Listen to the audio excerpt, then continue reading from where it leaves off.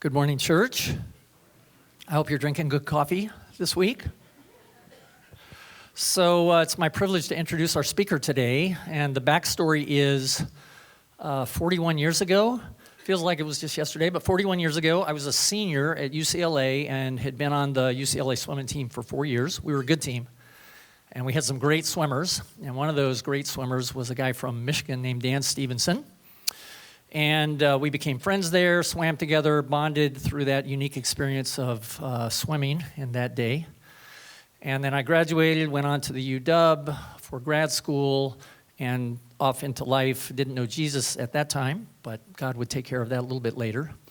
And then in 2006, I would have an opportunity to get invited to a reunion of UCLA athletes and a whole bunch of those swimmers that I had swum with from the 70s. And Dan and I reconnected. And we reconnected, and I got to hear about his journey with Jesus and found out he was an author, had become one of the top litigators in the country. He was setting world records in masters swimming at the time, holds a number of those today. And we realized God was bringing us back together to actually do some ministry together. So we've traveled to Kenya together, we've traveled to Papua New Guinea together. And God just kind of connected us. When we go to these reunions, if we're both there, we room together. And always the question of like, wow, how can Dan be connected to my world? So whenever I coach swimming, I call Dan and say, hey, can you come and talk to my teams? And he did that yesterday.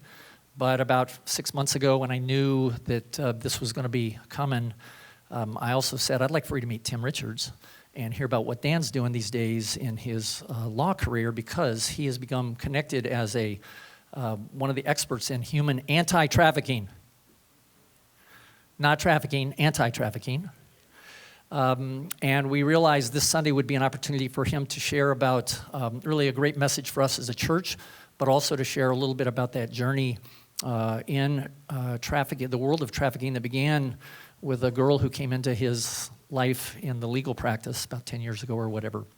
So, also wanted to say that Tracy is here, which is a gift to have them both here. She is the BSF leader in Pasadena with several hundred women each week. She's teaching the teaching leader, so she's got a little bit going too, but they were able to break away and come up here and spend the weekend with us. So it's my great privilege to welcome Dan Stephenson to share with us this morning. So Dan.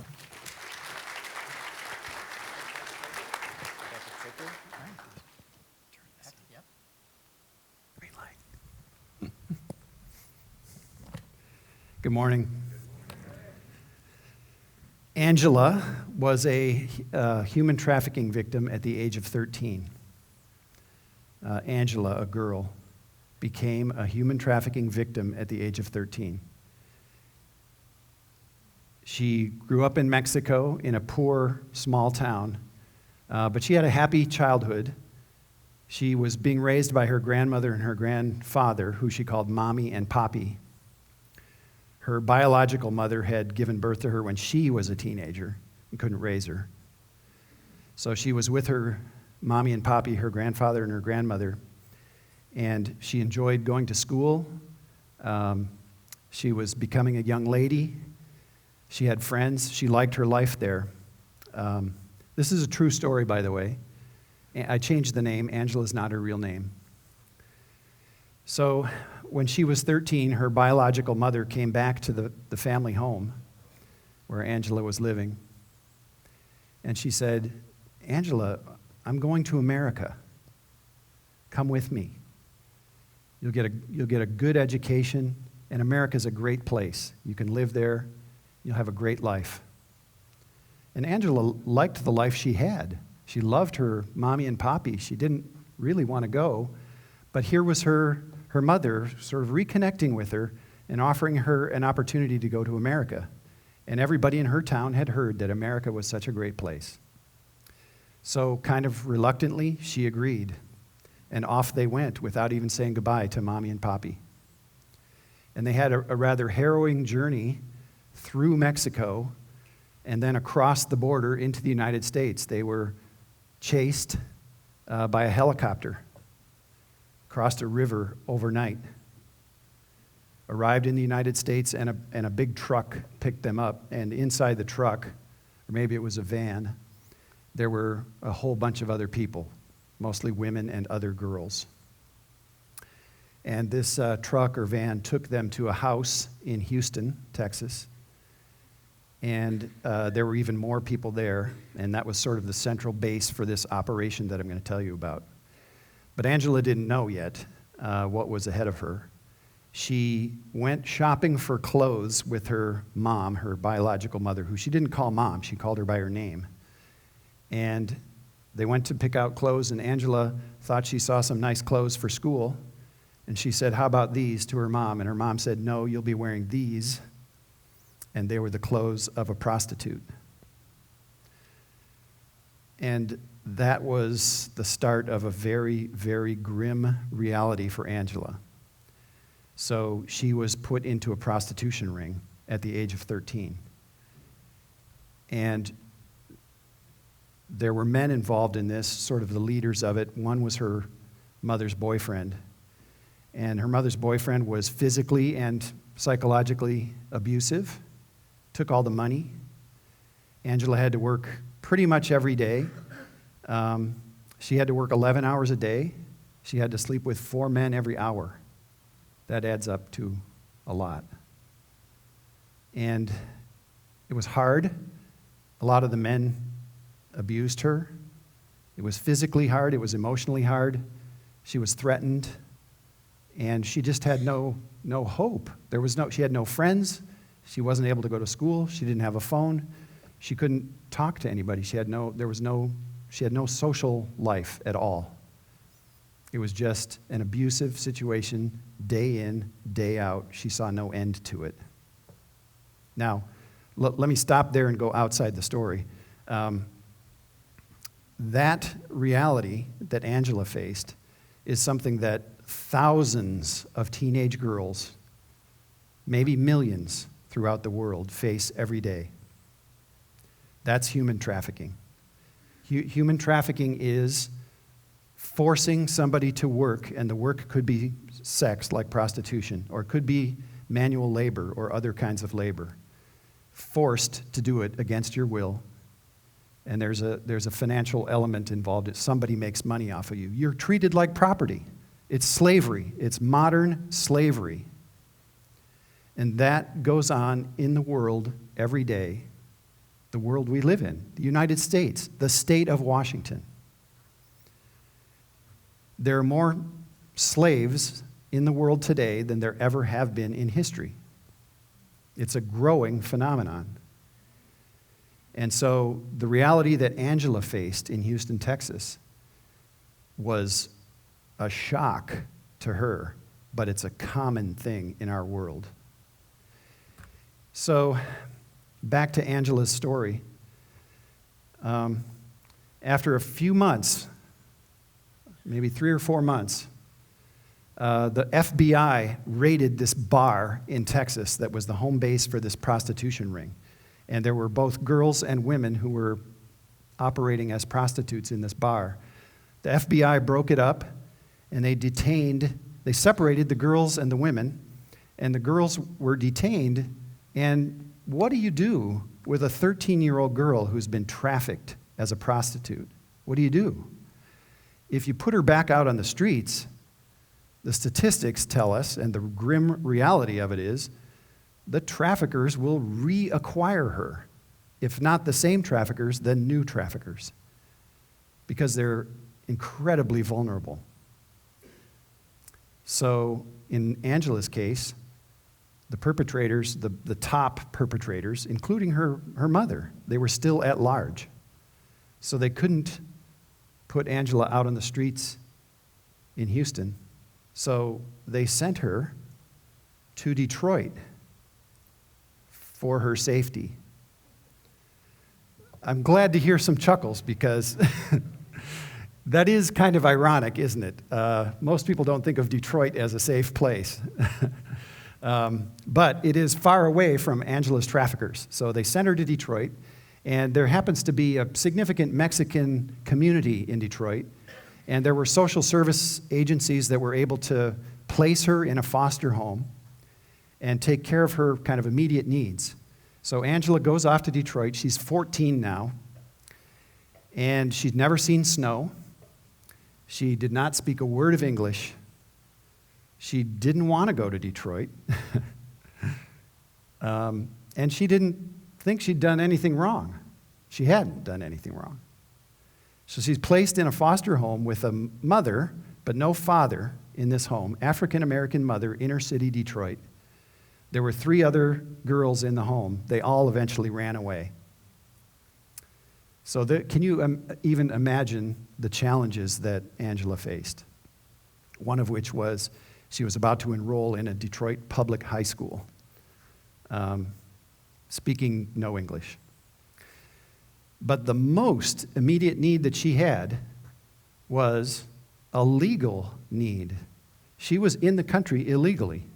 Now, we all sort of react to that and say, well, yeah, it wasn't her idea, it wasn't her crime to cross the border illegally, but nevertheless, here she was in the United States with no documentation. She could have been deported at any time. Now, fortunately, our government recognizes this trafficking situation and has something called a T visa, a trafficking visa, that you can get. And it allows you to be in the United States because you were brought as a result of trafficking, okay? So it's a very difficult process. There's a limited number of these visas that the government will grant. And it takes there's a lot of hoops to go through, and it takes a 1.5 to 2 years to get the T visa. And then after that, if you kind of keep your nose clean and you want to stay, if you follow all the rules, you can get a green card and stay in the U.S. permanently. And all along the way, you can also get things like a work permit, you can get a driver's license and other things like that. So the government has provided these things, but they're very, very hard to get. And the thing you need in order to get this is a lawyer, because you can't do it yourself. And so most trafficking victims never even start this process, and most of the ones who start it don't finish it. It's just too hard and too long. You have to really stick with it. You have to have a lawyer. So fortunately for Angela, the social services people that were working with her found her a lawyer who was willing to take her case pro bono. This is what lawyers call working for the public good rather than for pay. So they had to find a lawyer who was willing to take her case pro bono and do the work for free. And they found a guy, middle-aged white lawyer at a big law firm in a skyscraper in Detroit. And he took her case pro bono, but he'd never had a case like this. He wasn't an immigration lawyer. And that's the immediate thing that she needed, was immigration help. He'd never had a T visa case. He just agreed to help her, didn't know how. So Angela comes to this skyscraper office in downtown Detroit and meets with this white middle-aged lawyer who kind of looked like some of the people that had abused her down in Houston. She didn't trust him. She wouldn't look him in the eye. She wouldn't tell her story to him. And it was very difficult for him to even begin to help her. She didn't want to stay in the U.S. She wanted to go back to Mexico. But again, we all know from statistics and history and grim reality, the traffickers who trafficked her in the first place knew where she lived. If she'd gone back to live with Mommy and Poppy, they would have reacquired her. This happens all the time. It's the most likely scenario. She couldn't go back to Mexico. It wouldn't be safe. So this lawyer kind of had to get her trust and talk her into the notion that staying in the U.S. was the best thing for her. Okay? But she wouldn't even look him in the eye. But what happened was, I'll sort of make a long story short here, she started slowly to trust this lawyer. They worked together over time. It was painstaking. It took a lot of time. And eventually, they got the T visa for Angela. They finally got a work permit. They got her a green card. She stuck with it. She didn't run away from her foster home. She learned English. She graduated from high school And she got connected with a family. She got a boyfriend, connected with a family that loved her. And her life was completely turned around. Now, that's kind of an unusual story in how it ended, because most trafficking victims don't have that kind of ending. And as I look at this story, what I see is God redeeming a life, redeeming a person. And if you look, especially in the Old Testament is all about, there's a trafficking story in the Old Testament. It's the story of Joseph and his brothers. They sold him into slavery. They threw him into a well. They physically abused him. They sold him into slavery. That's human trafficking. And so Joseph was a trafficking victim, but God redeemed him out of that situation. And not only did God redeem him out of the situation, but he used it for a massively greater good. And the story of Moses leading the Exodus, leading the people of Israel out of Egypt, is a redemption story. Redemption out of slavery. A whole race, a whole nation was enslaved in Israel, and God redeemed them out of it. It's a slavery redemption story. And even Jesus dying for our sins is a slavery redemption story. We were enslaved to sin, and Jesus redeemed us out of it. So in my view, as I look at a life being redeemed out of slavery in modern day, to me, it's God at work. God at work. So I give God the glory for what happened with Angela. And I give Angela a lot of credit, too. Not every human trafficking victim would stick with it like her, would have the courage and the grit to go through that process for years and years and be able to trust somebody to help her. So I think she deserves a lot of the credit for what happened to her. The person who deserves the least credit in that story is the lawyer.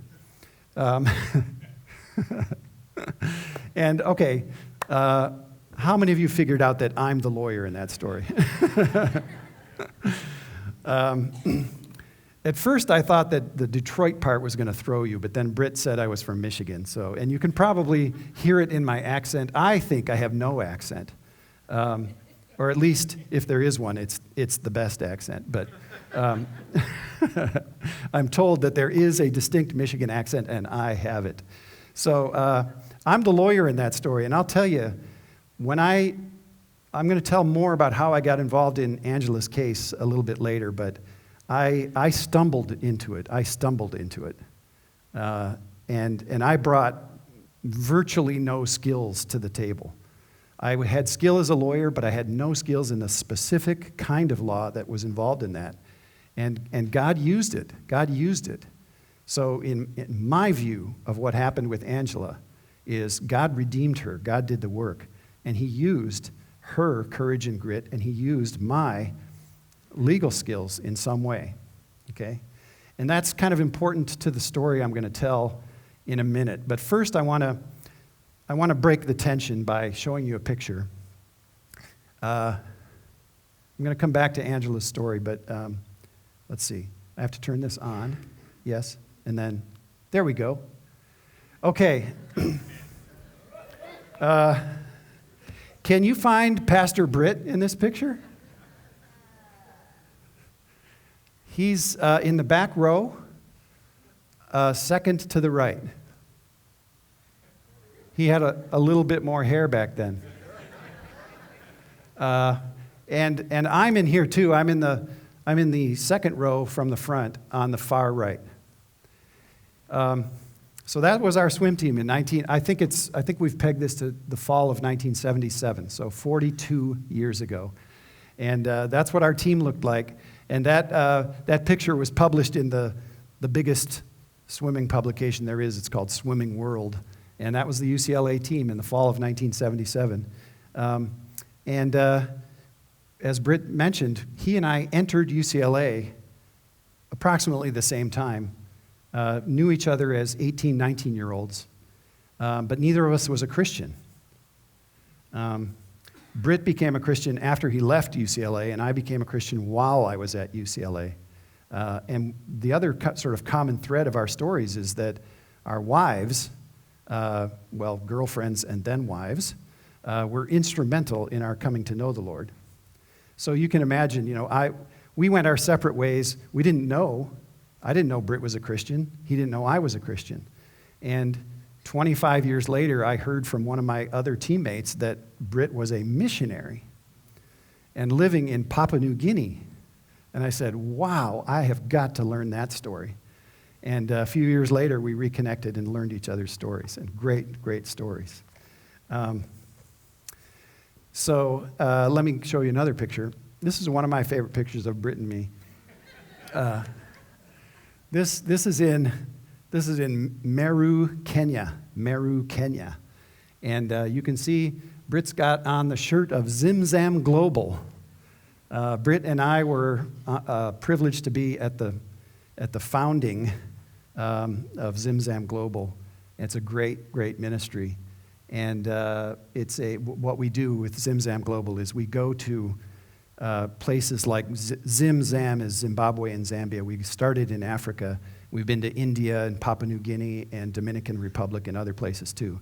But we go to countries, generally kind of poorer places, poorer areas of countries. We've been to the slums of Nairobi, teaching local pastors and leaders how to plant churches, and specifically churches that are focused on and built up from children's ministries. So it's we call it church planting remixed. It's a little different than kind of standard, ordinary, what you think of as church planting, because we're not doing the planting. We're training local people to do their own planting. And it's also remixed because we start with children and build up from there. So we were there in Meru, Kenya to do a training. We trained local pastors and leaders how to plant churches, and they went and planted churches. That was 4 years ago. And Zimzam was just then sort of getting off the ground. And now we can count about 600 churches that have been planted by the people that we've trained. So it's a fantastic ministry. And I just came back from Kenya and Tanzania. We went to a remote sort of town in northern Tanzania to put on a conference, a church planting training. And we had about 112, I guess we heard the numbers yesterday. We had 112 pastors and other leaders who came to be trained. And so there's going to be more churches planted. And it's a fantastic ministry. And I was privileged to be there at the beginning. Britt was privileged to be there at the beginning. And God has used whatever little gifts we have that we've brought to the table. It's going to be illustrative of the passage that I'm going to talk about next. So, this is it. I want to teach you from this passage of the Bible. I believe that this verse right here, 1 Peter 4:10, we're going to break it down. We're going to drill down on the words. I want to talk about the big picture first. I think that this is one of my 5 or 10 favorite verses in the Bible. You should memorize it. Write it on a sticky note and put it on your mirror or your refrigerator. And look at the context of it. Read the rest of 1 Peter. It's a great book. Chapter 4 has tons of practical guidance for how a Christian should live. And so what I say is, John 3:16 is the greatest verse for salvation. Read John 3:16, memorize it. It's a great verse for salvation. But for Christian living, to be a follower of Jesus, memorize this one and put it into practice. 1 Peter 4:10. And the big picture here is this. God sends stuff down to us, good stuff, gifts, grace. You see those words in the passage. God sends us good things.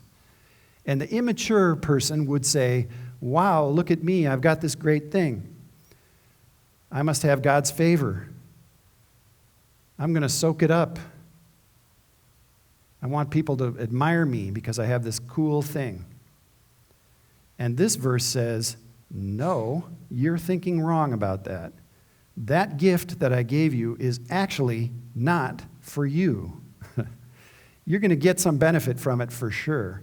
But think of it as a gift that's been given you so that God can reach other people. All right?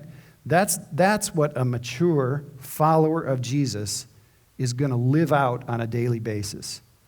It's not all about me. It's not all about me. Yes, you'll receive a benefit from it. But the big picture, the view of why God gives you gifts, is that He wants to reach other people through you. Okay. Now, that's the big picture. Let's drill down a little bit. What I say is, there's three key words here. The first one is gift. The next one is serve. And the third one is stewards. And let's start with that one. It's the most unusual word in there. Stewards. Now, you know what a steward is, right? A steward is a person who possesses or manages an asset, a piece of property or money or something like that. A steward in the Bible is usually a manager of a household or an official in a city. Somebody who, if you have a property owner, he might entrust his property, his land, to a manager, a steward. The main thing to learn from that word is that the steward is not the real owner. The steward is not the real owner. The steward has possession of the thing, the money or the land, whatever it is. The steward has possession of it, but his job is to use it, to put it into service for the benefit of the real owner. Okay? So we have a couple parables told by Jesus, and something you can take away from these parables, I'll sort of shortcut it, is that the faithful steward is the one who kind of puts the property or the assets into service, and they grow, and they grow. The benefits are increased to the true owner. And the wicked or lazy steward is the one who buries the property in the ground or wastes it. So I want you to think about stewardship in every aspect of your life. You are not the real owner. And we're going to talk about this when we look at the word gifts. But think of stewardship as the guiding principle in your life. What do I have? Well, I'm a steward of it. What I need to do is use it, put it into service for the benefit of the true owner. And the true owner is God. Okay? So that's stewardship. And what it's talking about in this verse is that he wants us to be faithful stewards, not the lazy, wicked steward who buries it in the ground, but the faithful steward who puts it into service. Okay? Let's look at the next word. The next word is serve. And I think I actually have a slide for this too, serve. Okay. Now, if you look through the Old Testament, the New Testament, you'll see the word servant all over the place. So possibly the earliest book of the Old Testament was the book of Job. Maybe, we don't know when it was written, but Job is an early book. And Job, at the very beginning, is referred to by God as his servant. So Job was a servant of God. God calls Moses his servant. David called himself a servant. Daniel was called by the people around him a servant of the living God. So servant, servant, servant. And I think the best examples are actually in the New Testament, where Mary receives the angel comes to Mary and says, "You're going to give birth to the Son of God." And she's like blown away. But her answer is, "I'm the servant of the Lord. Let it be done as you have said." Her response was a servant response. And of course, the best example of servanthood is Jesus himself. You know, as he took upon himself the form of a servant, it says in Philippians.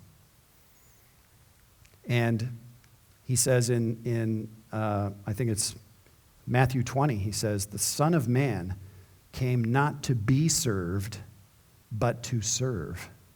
And he performed the ultimate act of servanthood by dying on the cross for others.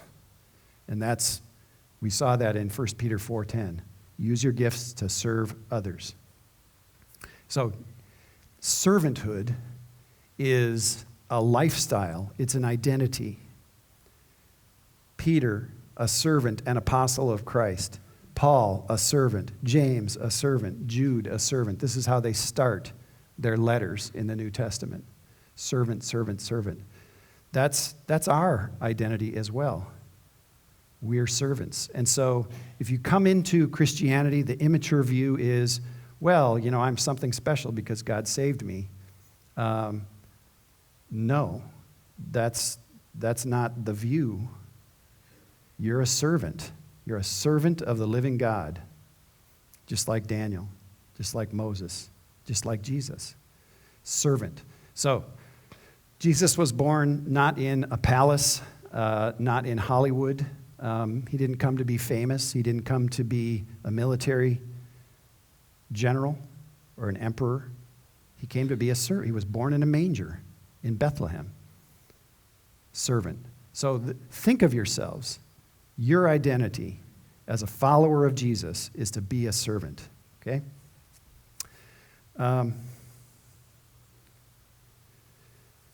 The third word I want to emphasize, and I really want to drill down on this, it's going to get a little personal now. So far, haven't talked about you. And I'm warming you up for this. I'm going to talk about some other people first and maybe a little bit more about me. But I want you to think, as I go through this discussion of gifts, do I have a gift? What is a gift? How can I use my gift to serve others as a faithful steward? So you think about that while I'm talking. The word gift, it's interesting. Let me go back to the verse here. The word gift and the word grace. See those two words in this verse? They're the same word. Variations of the same word. And it's the Greek word charis, charis. And what it means is it's something that's given to you that you didn't earn, you didn't pay for, you don't deserve. It's freely given to you out of God's abundance. That's what grace is. And that's what a gift is. God has given you something that you didn't earn or deserve. It's freely given by God. Okay? And the other thing to notice about this is look at the breadth of the words. It says God's grace in its various forms.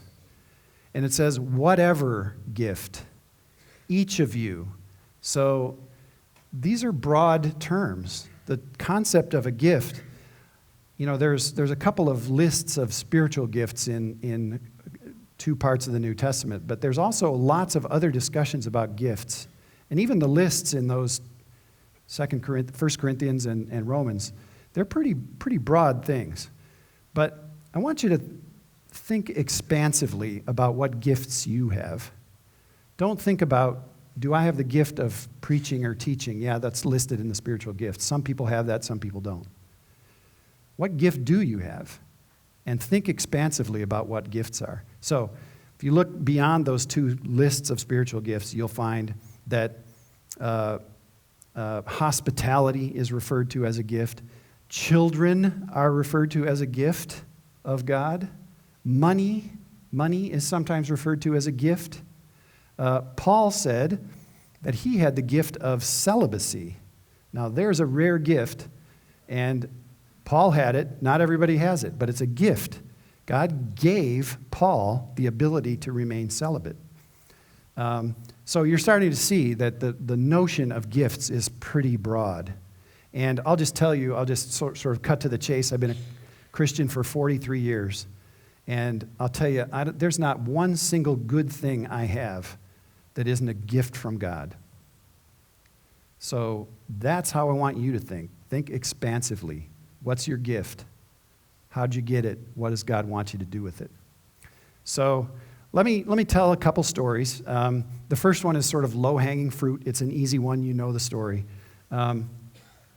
There was a boy who left home, and his mother packed him a lunch. And he went off, and he went to a hillside, and there was a whole bunch of other people there, 5,000.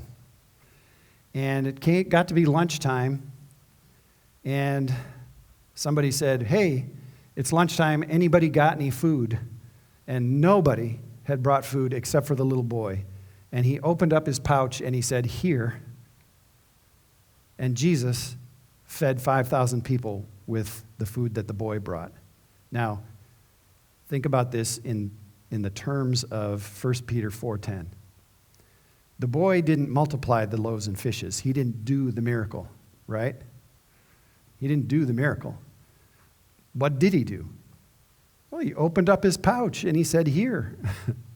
He could have kept that for himself. He could have eaten it on the sly, but he didn't. He opened it up and he said, "Here." And Jesus multiplied it, performed a miracle with it. Okay? So that's an easy one. Do you think of food as a gift? Do you think of food as a gift? When you pray before a meal, do you thank God for the food you just got, you're about to eat? Yeah. When you pray the Lord's Prayer and you say, "Give us this day our daily bread," think of food as a gift from God. Now, can food be used to serve other people? Yeah, sometimes. Maybe not always. But think about it that way. God gave this little boy a gift, food. He brought it out, and it served 5,000 people. That's how it works. God does the multiplying. All we do is show up and bring out our gifts. So think to yourselves, what are my loaves? What are my fishes? What can I bring out? Okay? The second story is another boy, David. And David had a slingshot. So you can think of the slingshot as a gift from God, can't you? And David got pretty good at using this slingshot. And so, you might say David was gifted. He was gifted at using the slingshot. So David comes to the plain of Elah, and there's a giant there. And a miracle happened that day. The giant was killed. Did David do that miracle? Well, I don't think so. When he came out into this battle, he said, "I come in the name of the Lord." And he came in the power of God. And I think God directed the stone to hit Goliath in just the right spot. So what David did was he brought out his gifts. He brought out his slingshot and his ability to twirl it. Okay? And so Tracy taught on the life of David last year in BSF, Bible Study Fellowship. And she came home with this expression: David was privileged to hold the slingshot. And that's how we are in Christian service. God does the work. God does the miracle. We just show up and bring out our gifts, and it's our privilege to be there when God does the miracle. Okay? So these are illustrations of 1 Peter 4:10.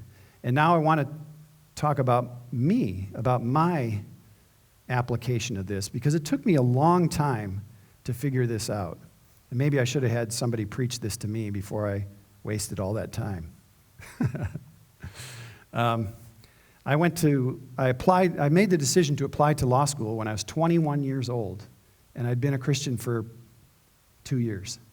So probably not very mature, but we did pray about it. I had a girlfriend, and she prayed with me about the decision, about what to do, with my adult life.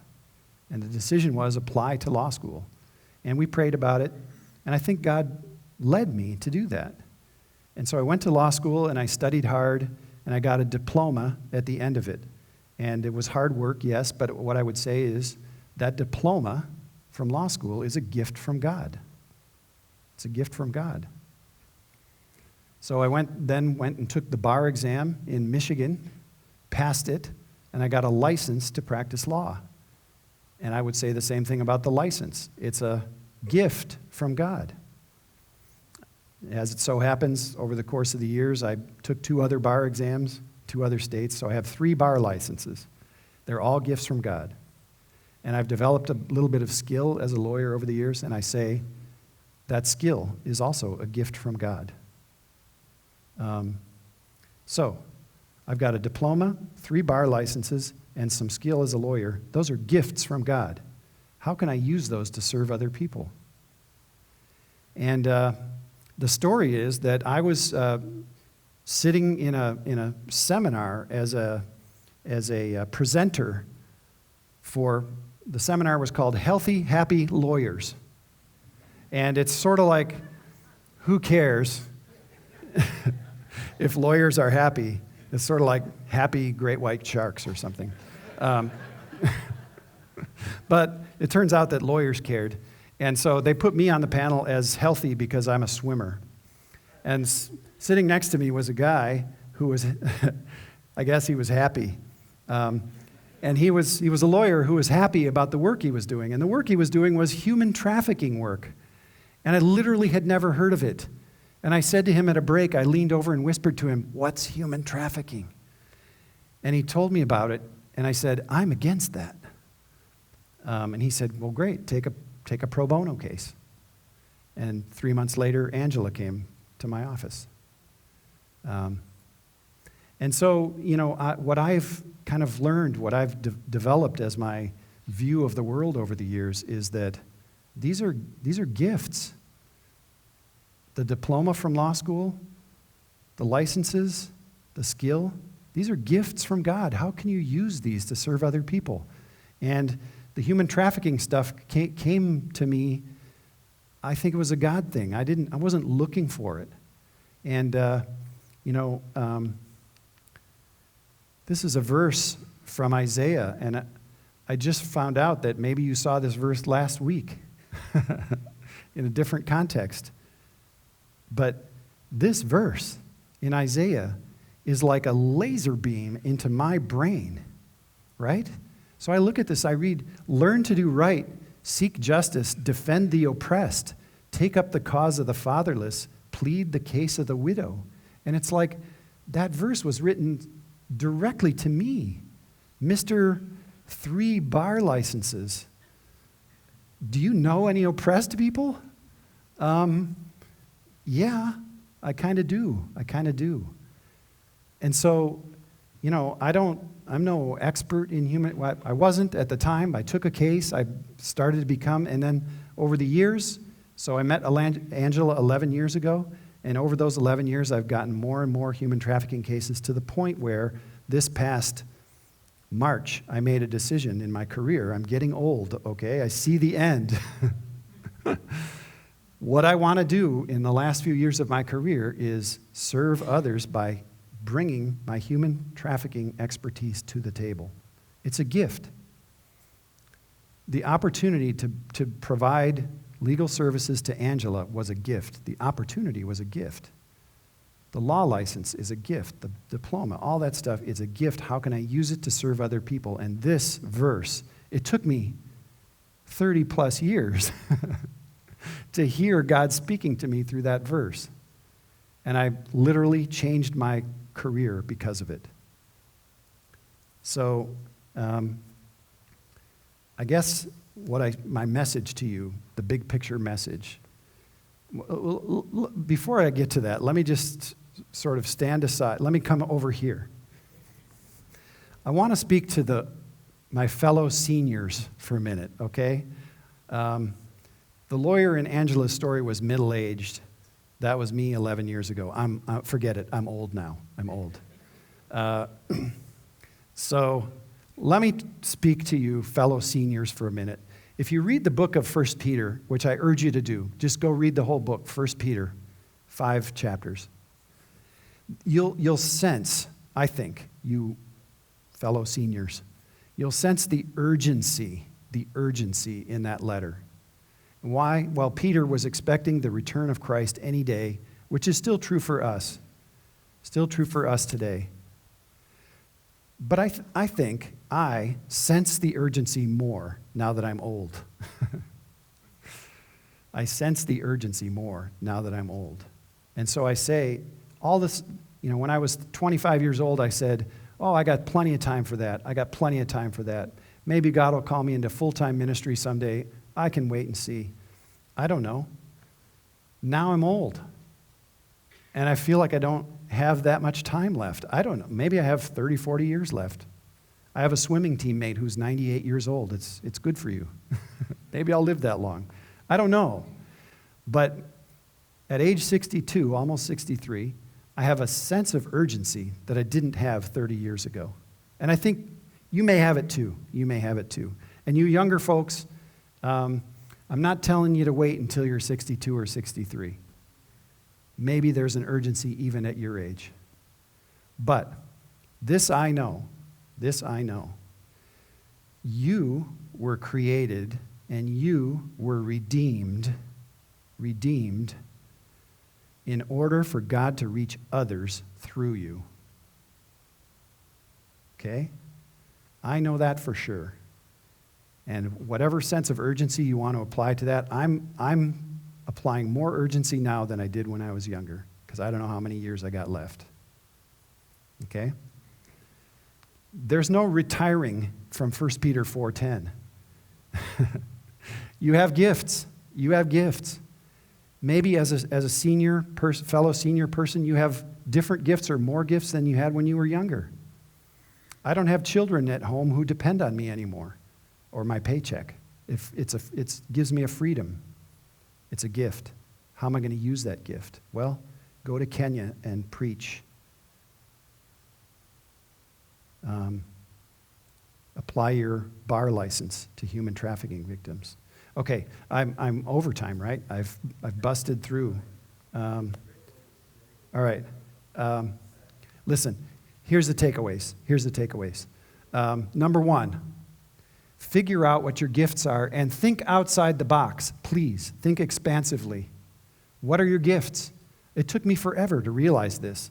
The bar license, the diploma, they were all gifts. Don't treat them like you own them. Treat them like you're a steward, using them for the benefit of the true owner, which is God. God says put them into service. Determine how you can use your gifts to serve other people. And if you want help from that, go talk to my friend, Pastor Britt.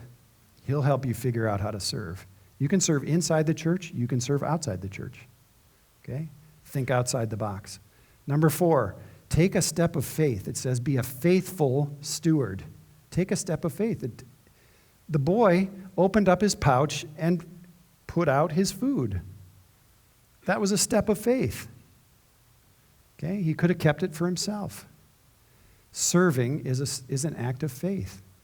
And then, number 5, this might be the hardest thing of all. Trust God for the results. You're not the one doing the work. You're not the one doing the miracle. God will multiply it. Your job is to be faithful and bring it out, put it into play, and let God use it. Okay, this has been fun. I know I went overtime, right? So I'm going to be in trouble. But let me close in prayer and send you on your way. Our Heavenly Father, we are so grateful for the Word of God. Thank you for speaking to us today. Thank you for speaking to me through particular verses in the Word of God. And I pray that you will use your Word to speak specifically and individually to everybody here today. And help us with these 5 steps here, Father. Help us to recognize our gifts. Help us to figure out how we can use them to serve others. And help us to take those steps of faith, to put them out there, to open up our pouches and bring out our loaves and fishes so that you can multiply them. Use us, Father, as your stewards. Help us to be faithful. We pray in Jesus' name. Amen.